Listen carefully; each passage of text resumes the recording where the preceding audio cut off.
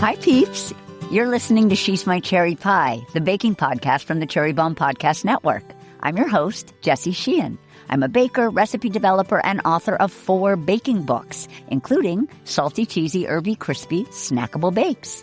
On each episode, I hang out with the sweetest bakers around and take a deep dive into their signature bakes.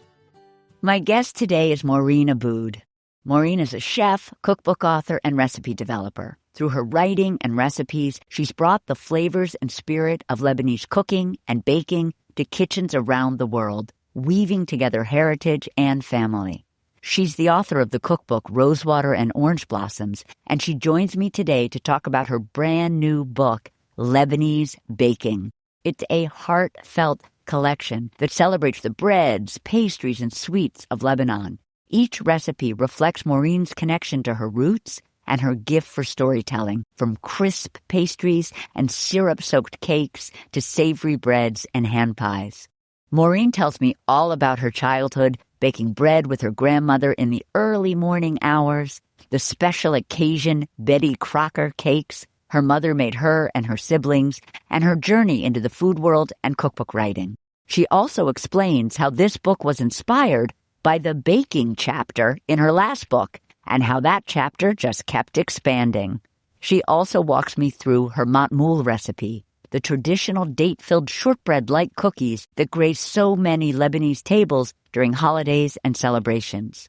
Maureen shares the different types of fillings she uses when matmoul making, as well as her favorite, and her expert tips for shaping the cookies in a variety of ways, from molds to using a fork to a tong huller. If you know, you know.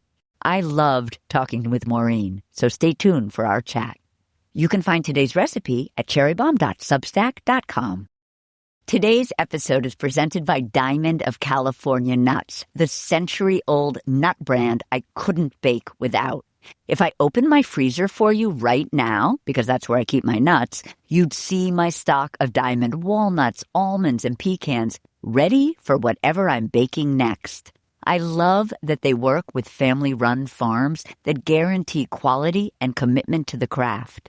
Diamond also created the first ever ready-to-use nut pie crust, which just so happens to be gluten-free. If you haven't checked these out, you must. They're the best holiday baking shortcut. The first ingredient is nuts, not flour or sugar, and you can really taste the difference. There's a pecan crust that would be amazing with your Thanksgiving pumpkin or apple pies, and a chocolate crust that I just want with everything. When you're at the grocery store, look for the nuts in the white bag with the red diamond logo in the baking aisle. That's your sign you're getting premium quality nuts that bakers have trusted for generations. Visit diamondnuts.com to find a store nearest you and to explore their fan-favorite recipes like pecan sticky buns. Yum. Happy baking. Peeps, did you hear the news? Jubilee New York 2026 is happening on Saturday, April 25th at the Glass House in Manhattan, and early bird tickets are on sale now. Jubilee is Cherry Bombe's annual conference celebrating women and creatives in the world of food and drink. It'll be a beautiful day of connection and community, plus delicious bites and sips. You'll meet other thoughtful food folks and be inspired by the featured speakers, panelists, and more. I had such a great time at this past year's event, and I know next year's will somehow be bigger and better. Early bird tickets are on sale now through December 31st. If you're an official Bomb Squad member or a paid Substack subscriber, be sure to use your discount code at checkout. You can find it in your inbox or on our Substack website. Head to cherrybombe.com for all the details. I hope to see you there. Let's chat with today's guest. Maureen, so excited to have you on She's My Cherry Pie and to talk matmoul with you and so much more. It's so nice to be with you, Jessie. Thank you. I'd love to start our conversation with an early baking memory of yours. Can you tell us about sitting on the kitchen counter in the early morning dark with Sito, your grandmother, helping her make the dough for a day of baking? Those days mean so much to me. And like any special memory, we want to keep evoking them. We want to keep bringing them back to mind. And the days that I had with Sitto and my mother in the kitchen in the dark early morning meant a lot to me for a bunch of reasons. One of them is I'm one of 5 kids, and this was my moment. This was my quiet time. I felt so special and sort of like my own person there with Sitto. And she was one of these bakers who was so welcoming of the children. And she wanted me to get my hands in it. She wanted me to understand it. She wanted me to do it with her. I am so appreciative of that time. She let you pour in the water, I think. Was that one of your jobs? Yes, the hot water. It wasn't too hot, but it was the warm water. She had her hands in a giant roasting pan. You know, the speckled roasting pan was what we always used and what I still use to make my dough for sage bread because we make such a big batch at once. She would get it all mounded in and she'd make a well in the middle, almost like you're making pasta dough. And she'd get the yeast going in there and she'd have me pour a little and a little more and a little more. And she's working this dough and I'm just mesmerized watching this. And then she has me put my hand in and get into it. And, you know, for a kid, slime is a big deal for a kid. So I loved that feeling. And I don't think I put my hands in dough to this day without thinking of that moment. You have said that you are a baker at heart and have always loved baking. And because your mom had 5 kids, you have 4 brothers and sisters, she kept you busy with kitchen projects such as baking. What kind of baking, if any, were you doing on your own, like in elementary school or in high school? Like, were you baking as a kid or more doing it with Sitto or with your mom? So empowering, my feeling as a kid that I could go in the kitchen and have a project of my own doing. It was really, really fun. And I was doing these things on my own. My mother's Betty Crocker cookbook of the 70s was the Bible. And it was the book that I was looking at constantly. And the cakes, the cookies, and the candies in particular, those 3 chapters. So I would pick a cookie and bake it. And my mom was nearby and she would help out, certainly with the oven and all of that. But she just let me go. And I really appreciate having had that enabling, empowering opportunity because I loved it so much. It was so much fun. My friends would come over and I would say, do you want to bake something? That's what we did. Your mom also, to bring it back to those Betty Crocker cookbooks, your mom baked every special occasion cake in the Betty Crocker cookbooks to please her 5 children. Can you tell us about, if you remember, one of the cakes that she made for you on a birthday that you loved from that book? The parade of cakes going through my mind right now as you're saying this. There was a cat cake. There was a man's shirt cake with a tie that was frosted this way. The real incredible feat was her house cake. She built the house out of cake. There's a whole map in the book how to do this. And then the shingles on top of the cake were the wafers, the Necco wafers. This cake was just, we have a picture, a birthday picture, and many of these photos of all 5 of us gathered around the kitchen table with this cake in the middle and the huge eyes. And there's one of me with my ringlets coming down and I'm just like the happiest child you could ever want to see. And there's a cake in front of me that's pink with white piping and candles on top. And wow. We'll be right back. We're having a short snack break with California Prunes, who helped make this episode possible. I always have a stash of prunes in my pantry because there's so much they can do. I love that prunes can satisfy your sweet tooth while being good for your gut, your heart, and even your bones. They contain dietary fiber and other nutrients to support good gut health, and vitamin K, copper, and antioxidants to support healthy bones. Wellness trends may come and go, but prunes aren't going anywhere. So why not chop up some prunes this weekend to fold into your favorite oatmeal cookie recipe? In mine, I combine them with M&Ms and potato chips for a cookie that has everything you'd ever want. It's chewy, crunchy, salty, sweet. Just talking about them makes me realize I need a cookie right now. Prunes are also a great natural sweetener in baking recipes. If you need any tips on sweetening with prunes, check out all the different ideas and recipes at the California Prunes website at californiaprunes.org. And I've got the inside scoop on a sweet contest our friends at California Prunes are hosting. Share your favorite recipe using California Prunes, whether it's an elaborate bake or a simple snack, for the chance to score hundreds of dollars in gift cards, kitchen gear, and swag.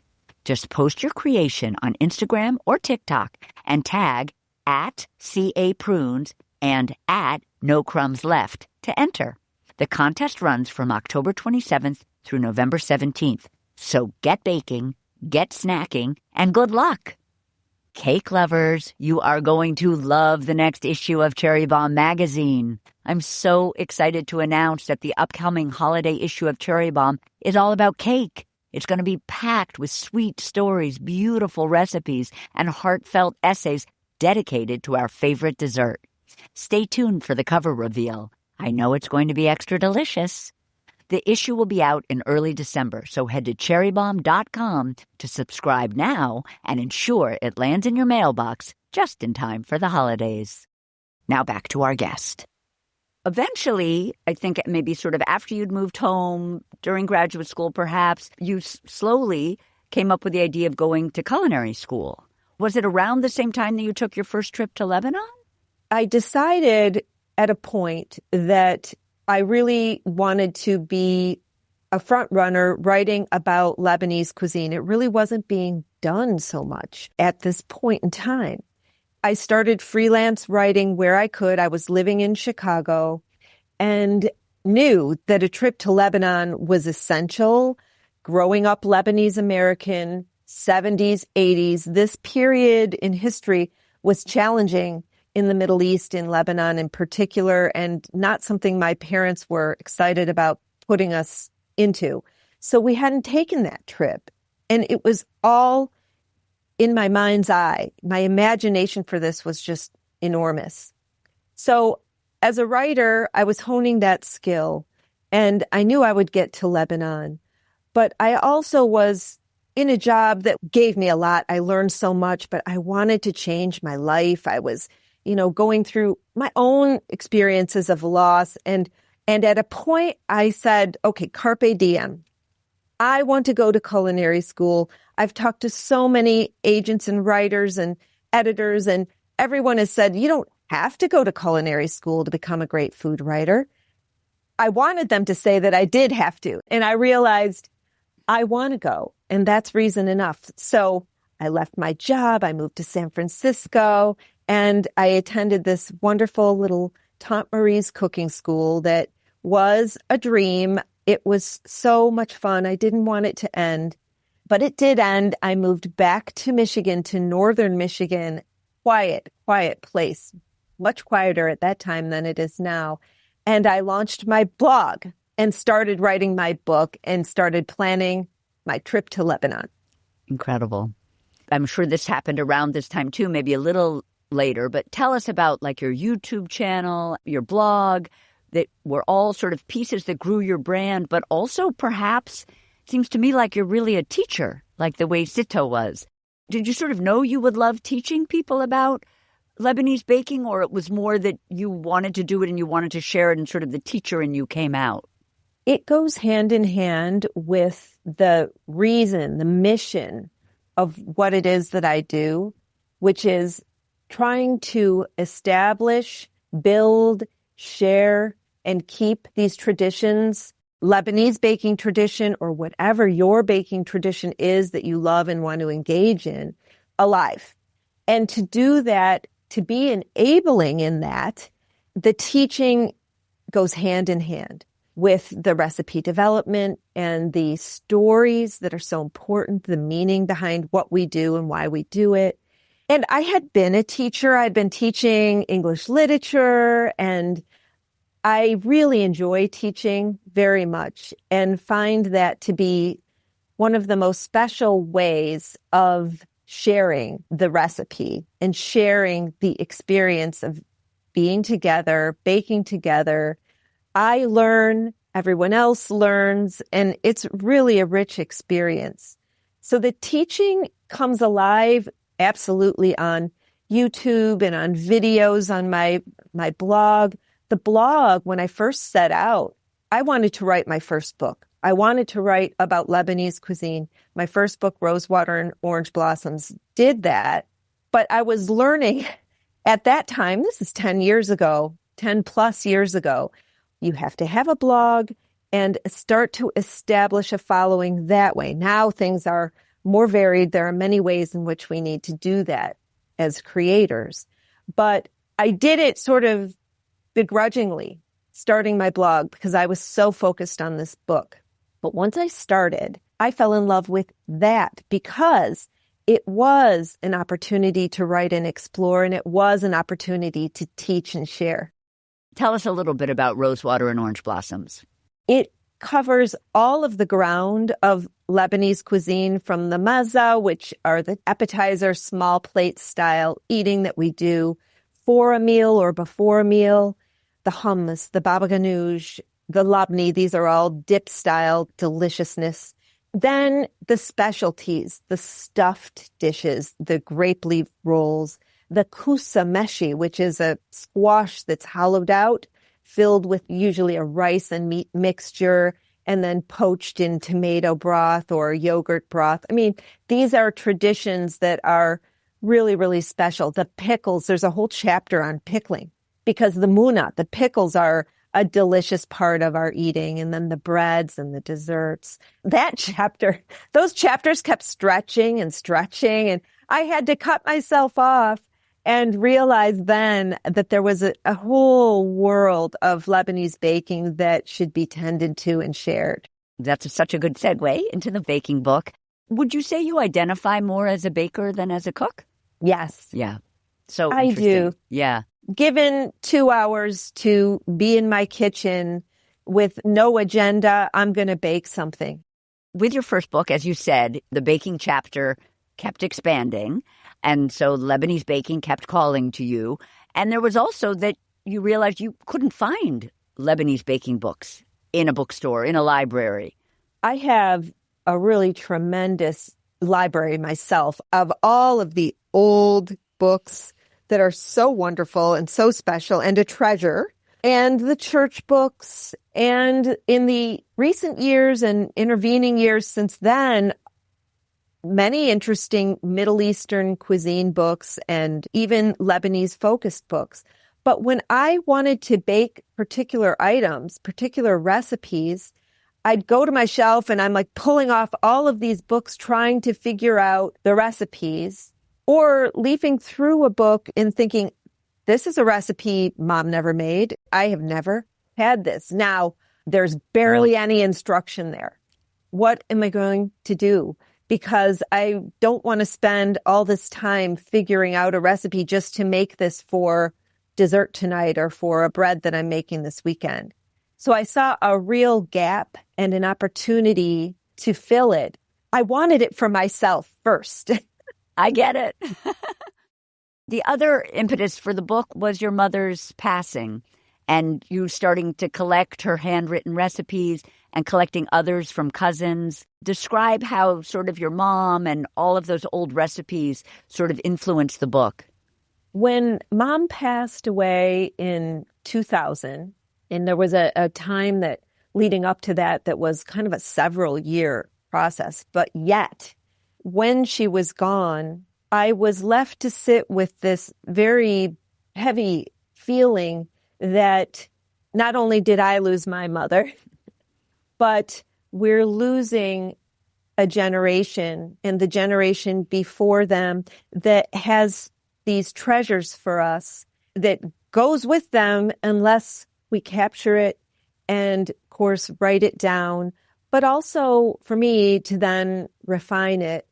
But part of this experience was looking at all of her things and remembering her. And one of the best ways I did that was looking through her handwritten recipes, her recipe cards. And seeing her handwriting was such an avenue to her. And then I'm looking at it thinking, okay, I'm seeing Sito's handwriting here. I'm seeing my mother-in-law's handwriting here on all these cards. And I went to my cousins and my sisters-in-law and my sister, and I said, what handwritten recipes do you all have that you can share? I wanted to see what the treasure was. Really, gold was struck. And my dining table was filled with all these handwritten recipes. And what emerged from that was a story for me about the relationships between and among all of these women who shared their recipes. They baked together, they shared their recipes, they wrote their recipes down. I thought that this is worth talking about, worth encouraging us to keep doing. I hope that we will keep writing recipe cards. And if we aren't going to write recipe cards, I hope that we'll write in our books and have this message that can live on. And I want all of our next generations to have this. The other thing I thought about was, what if I hadn't had these elders? Who would I be? I wouldn't be the same Maureen. So I want to make sure that for all of our next generation, these wonderful, wonderful kids in our family, that they, well beyond, in the world, that they have what we have to offer them. Can you describe sort of the book, like what we find when we open it? I was struck by so much, but one thing I'd love you to describe is the instructional process photos. Like, it really is so helpful. It means a lot to see each step of the way as much as you can possibly do in a photo. And when we live in a world where video is such a part of how we take in our information, I wanted to make sure that the book will not only meet but exceed expectations of teaching how. And while we aren't moving on the page, we are taking our time and we're stopping for a minute and we're reading. And for me, that really brings an instruction to life. When you have all these steps, you want to make sure that your baker is going to be able to be successful, not get overwhelmed, and enjoy the process. So making sure we had the space for all of these process photos was a big deal because there's so much to say about each recipe, and the stories behind them mean so much to all of us. And we needed to find a way to put it all in here, but make sure that there's room for the actual recipe and the instructions so that we can do it and do it well. Now I want to talk about the matmoul. It's an iconic Middle Eastern cookie made with an array of shaping methods and fillings. And I heard it sort of described as like a melt-away shortbread cookie. Is that right, flavor-wise? Except it's yeasted? Yes, the yeast plays a very minimal role. It is not a soft, sort of airy, bouncy type of cookie. It is a shortbread cookie. It is just a texture that does melt away, but holds its shape beautifully, and it needs to because it's typically a molded cookie, a shaped cookie. There are many different shapes, but the basis for the matmoul is the shortbread, typically made in different ways by different families. My family always used all-purpose flour, and that was it. And does everybody use yeast? Is like yeast an ingredient in matmoul? It's an ingredient in my matmoul recipe in the book. It's not an ingredient that my Aunt Hilda, for example, who made a lot of matmoul, used. Ah, interesting. So the filling and the shaping is super important to matmoul making and eating, as different shapes not only look lovely, but they also indicate a different filling inside. There are many filling options, from like classic nuts and dates to some of your inventions like cherry chocolate rosewater and apricot cardamom, and we are going to discuss them all. Before we jump into the recipe, would matmoul be the kind of thing that you would have only had at a holiday? Would they have been sitting on the kitchen counter? Like, when would little Maureen have had matmoul? Special times, are for special cookies. We had matmoul for the holidays, for Easter, for any kind of big feast event like a graduation party or a wedding, a celebration like that. And they are a project, so to speak, to some degree. So it warrants that they're special and for a special time. So this was something that we would look forward to as a treat at the times when there was something exciting going on. So first things first, we're going to make the dough. In the stand mixer fitted with the whisk attachment, we're going to whip cool clarified butter. When you say cool, is that cooler than room temp or is it room temperature clarified butter? I'm calling for cool room temp because every room is different. Every atmosphere is different wherever you might live.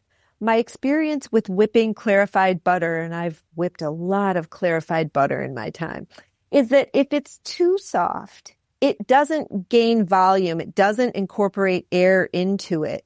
So I've tried it from rock hard out of the fridge, which can work, but you're going to kind of destroy your whisk attachment with that because it takes a little while to get it soft enough to run through.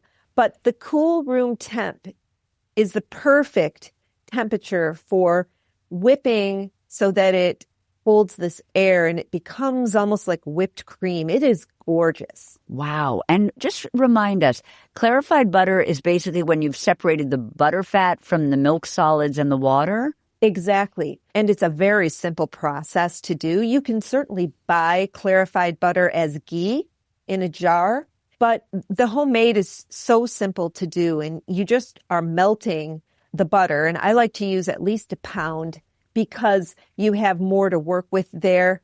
It's easier to clarify it if you use a little bit more.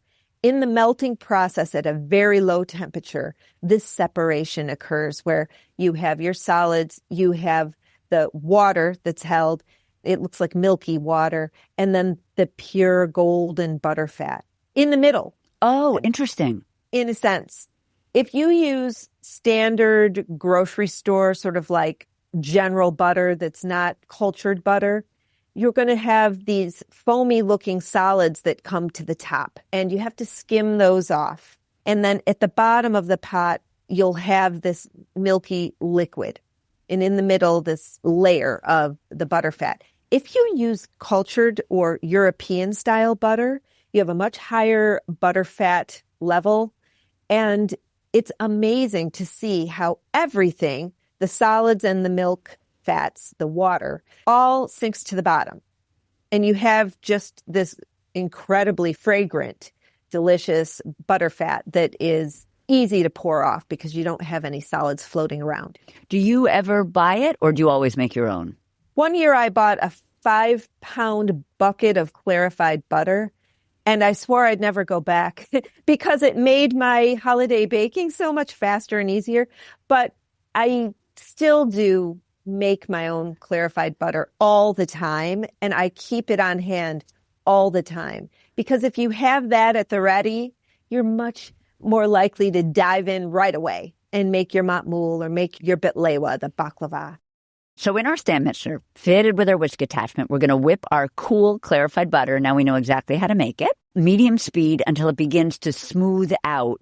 When you say smooth out, does that mean sort of when it first goes into the mixer, it might be almost like a little curdly or a little chunky? Or do you just mean that it sort of is fluffy and in less hard pieces? It does have little chunks in it when you first start to whisk it. And you see that there and you might think, oh my gosh, my butter is not smooth. It's not whipping. But keep going and stop, scrape down the bowl to collect everything down around the base of the whisk attachment. And as you go, it's going to all smooth out. When we're scraping, are we using like a flexible spatula? And is there a brand you like? What are we scraping our bowl with? I love a flexible spatula of any kind. I love the wooden handled ones are really neat. Williams Sonoma makes really cute flexible spatulas, and I'm always collecting those. But any flexible spatula will work great. And so now we're going to increase the speed to high, and then we'll whip the butter until it's light and fluffy for about 3 minutes. So we kind of go for 30 seconds to kind of smooth it out, and then we'll move the speed to high. We'll whip until light and fluffy for about 3 minutes. Then we'll scrape down the sides of the bowl again, and we'll add granulated sugar and orange blossom water. Can you tell us a brand of orange blossom water and where we might purchase it? Orange blossom water is one of the most fragrant, emblematic scents and flavors of Lebanese baking. I love pure orange blossom water and any pure flower water. Typically, that's rose and orange blossom water from Lebanon.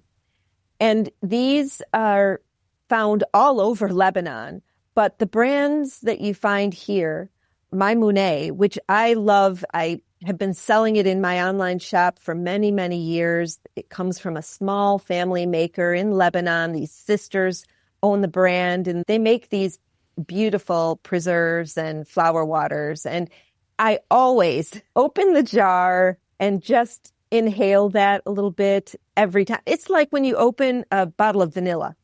You can't help but put your nose there for a second before you add it to your mix. Love that.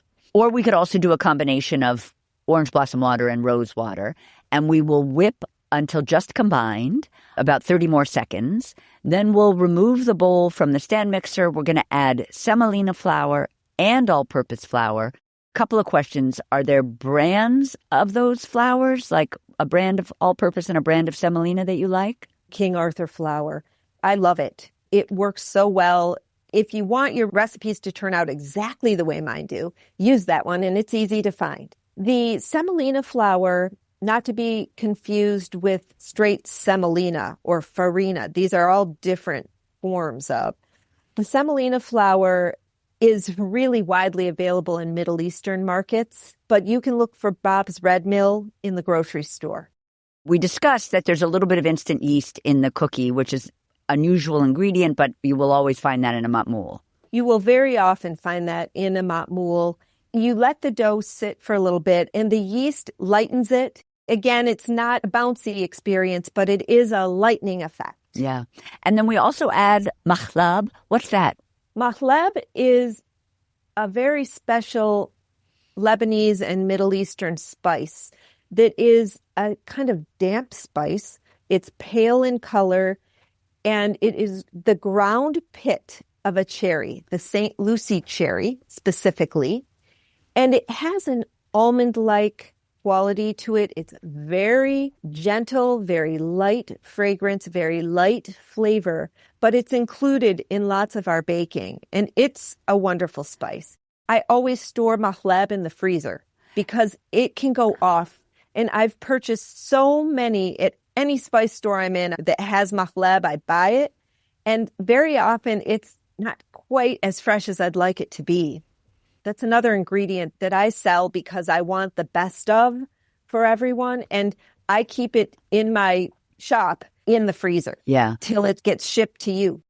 And then also a little bit of fine sea salt. So we've added the yeast, the matlab, and the fine sea salt. Now take the bowl off of the stand mixer. We're going to use a wooden spoon to combine the ingredients into like a crumbly dough. Why have we stopped using the mixer now? Now we're taking a gentle approach, a light approach, and over mixing can happen so easily in the mixer. And I thought instead of changing out to the paddle attachment, because that felt cumbersome when I did it, I thought, let's just take everything off the mixer. That's great. And stir in the flour with a wooden spoon. And the wooden spoon is nice and sturdy. It handles these heavier flours. But that mixing process, you just want to get everything combined. Yep. So we're going to use this wooden spoon to combine the ingredients into a crumbly dough. We're going to add some whole milk and continue stirring. Do you ever get in there with your hands? Totally. Okay. Totally. I do. And it is helpful. Especially as you gain experience in baking, you're going to naturally reach in and touch your dough, your batter, your fillings, and see, now, is this holding together? And especially after the rest period. So at this point, we're going to just sort of be stirring, maybe using our hands until the dough becomes soft and pliable. We want to sort of squeeze the dough after we've incorporated the ingredients. And depending on how it feels, we'll add a touch more milk if it's a little too dry, or a touch of flour if it feels too soft, until we reach the right pliability. We'll cover our bowl with plastic wrap and let the dough rest for about an hour.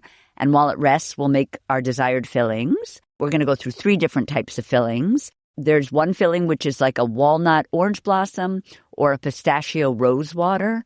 So we're going to finely chop some toasted walnuts or pistachios.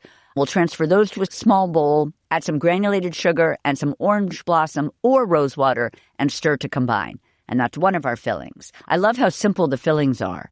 Then the next one is an apricot cardamom. We'll finely chop dried apricots, transfer to a small bowl with sugar and cardamom. Is there a brand of cardamom that you love? Well, Burlap and Barrel Yeah. makes beautiful spices, but I would say that your grocery store cardamom is okay, and just smell it, make sure that it's still fragrant. And if you can, buy them in the smaller size, because then you'll use it up more quickly and then you can buy fresh. That's such a good tip. I have some of those tiny ones.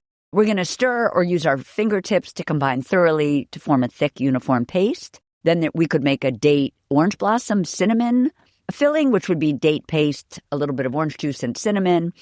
And then finally, there's the cherry chocolate rose water, which I believe is a Maureen invention, where we're going to finely chop dried cherries and chocolate chips. We want mini chocolate chips or finely chopped bar chocolate. Is there a brand of chocolate that you like to use? I'm a huge fan of Lindt. Yeah.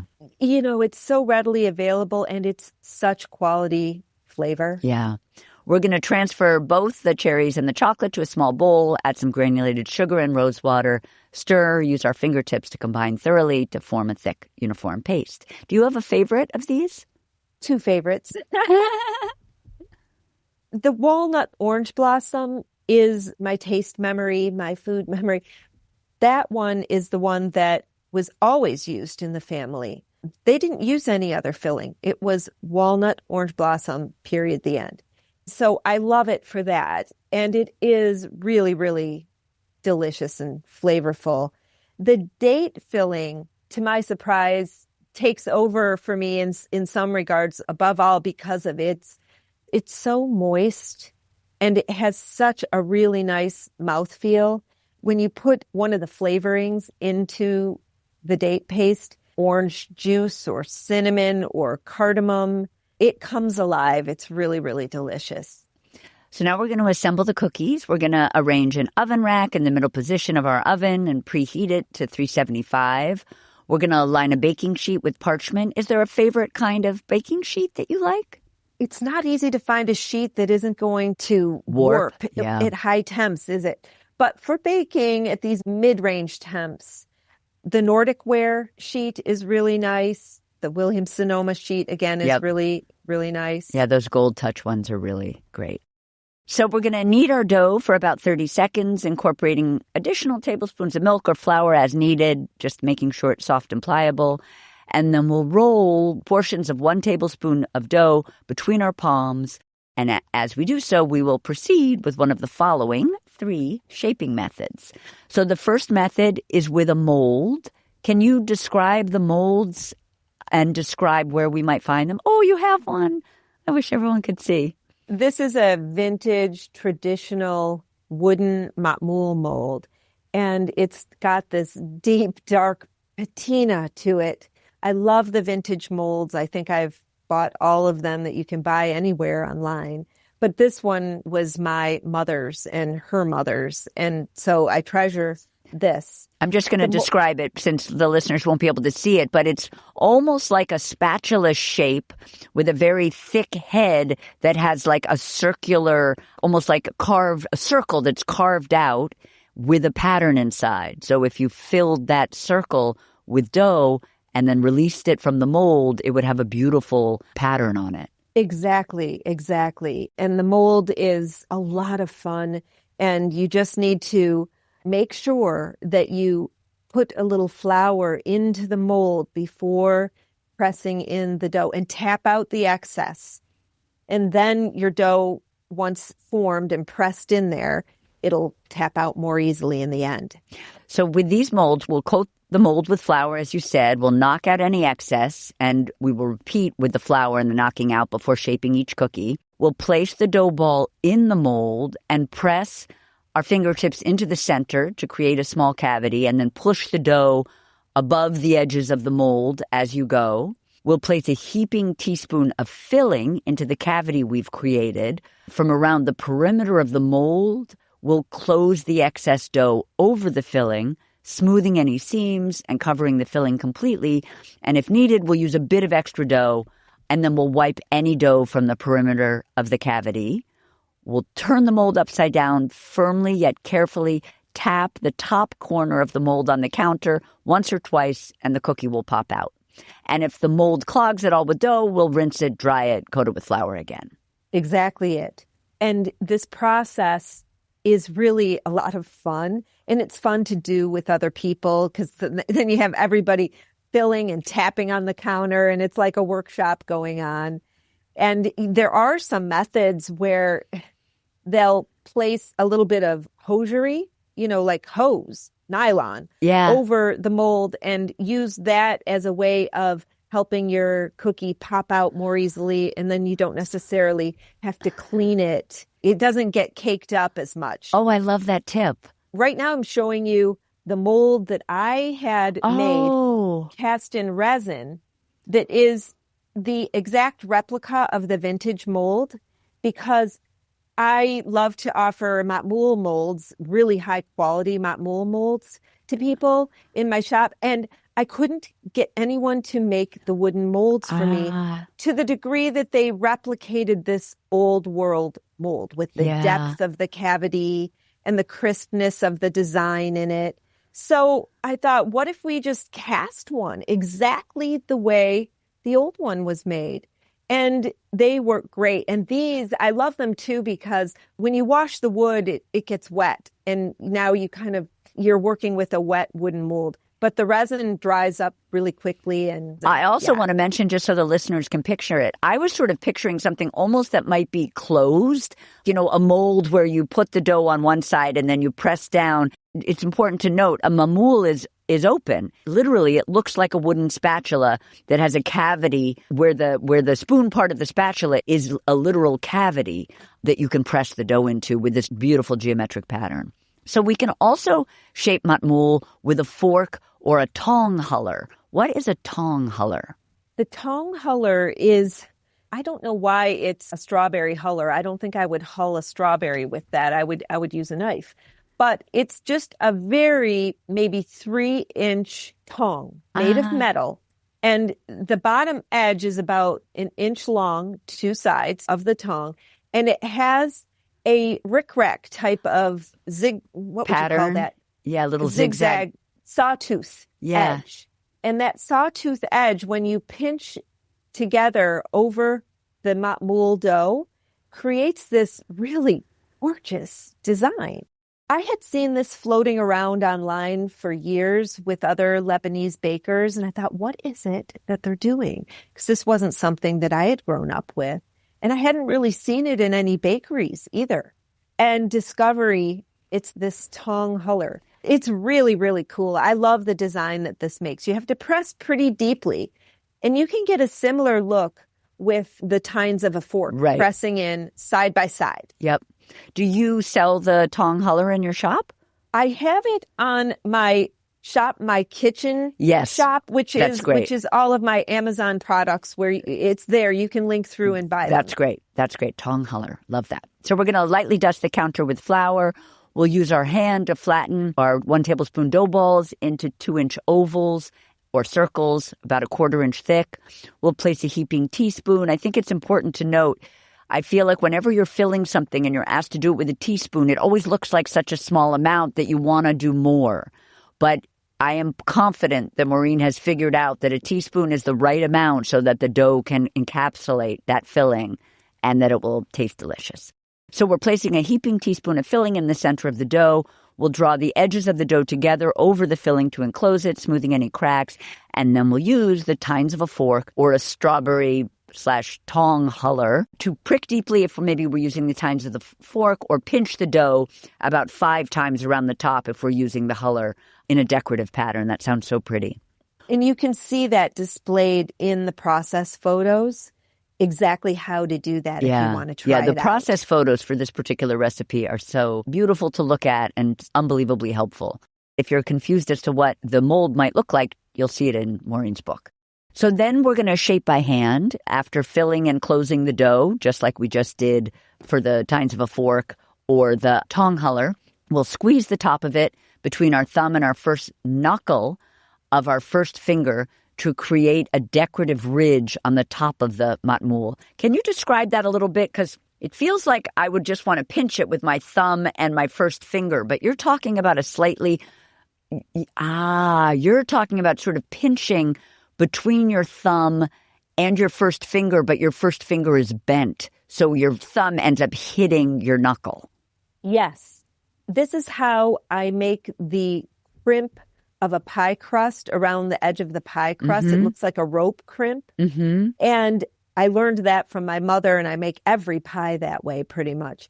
And I thought the top of the matmoul could be decorated this way if we just pinch a little bit of the dough across the top in 2 or 3 spots. You make a ridge, and it just looks beautiful. I love that. Do you usually just make one shape with one filling, or you always, for your celebrations, for your family, do you always make more than one shape?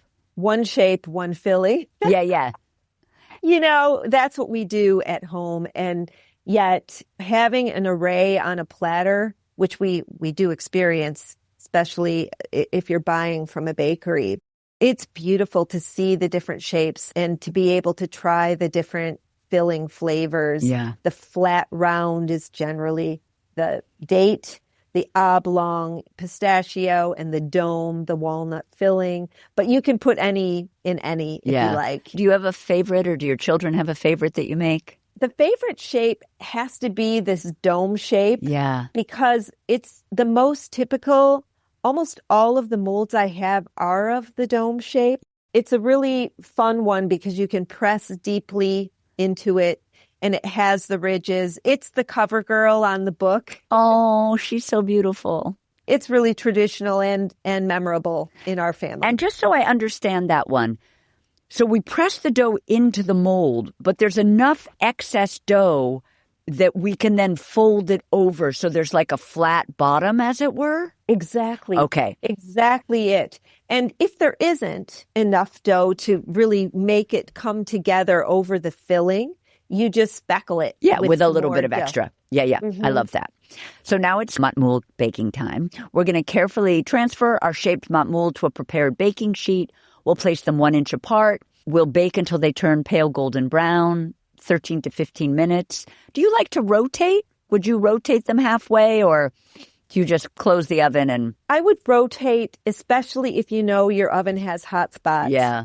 And most do, I suppose. Yeah. You know, so halfway through, rotating is always a good idea just for that even bake. But you're going to get there in any case. It can be a really nice thing to keep things even. And would you ever freeze the matmoul or chill them and bake them off at a different time? Or do you always shape and then bake?